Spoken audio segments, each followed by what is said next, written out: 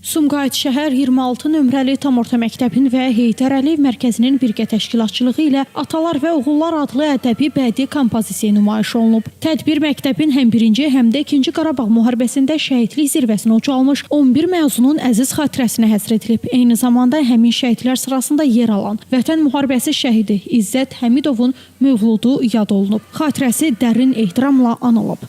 Məktəblilərin təqdimatında Atalar və Oğullar adlı ədəbi bədii kompozisiyalar nümayiş olunub. Səhnələşdirilən parçalar ata nəsihətini, oğul qeyrətini, torpaq sevgisini və şəhidlik zirvəsinin ucalığını dolğun şəkildə əks etdirib. Təqdim olunan kompozisiyaların əksəriyyətinin müəllifi məktəbin Azərbaycan dili və ədəbiyyat müəllimi Təranə Murad tərəfindən ərsəyə gəlib. Onun qələm aldığı səhnələrdə vətənpərvərlik ideyası, Xocalı faciəsinin ağrısı və Vətən müharibəsində qazanılan tarixi zəfərin qüruru bədii dillə ifadə olunub.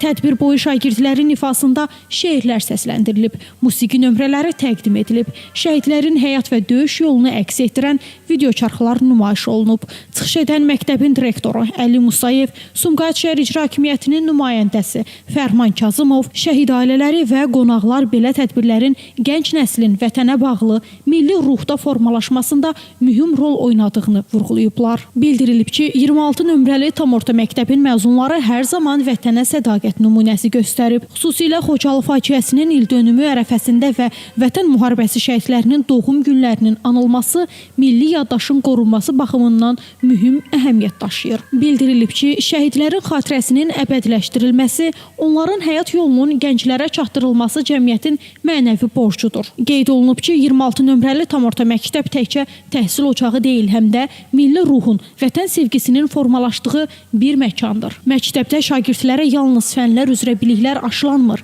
Eyni zamanda onlar vətənpərvər, dövlətinə və xalqına layiqli vətəndaş kimi yetişdirilirlər. Bu cür tədbirlər isə həmin missiyanın bariz nümunəsidir. Günay Hüseynova, Şəmistan Fikrətli, Elbrus İsmailov bugün informasiya proqramı üçün.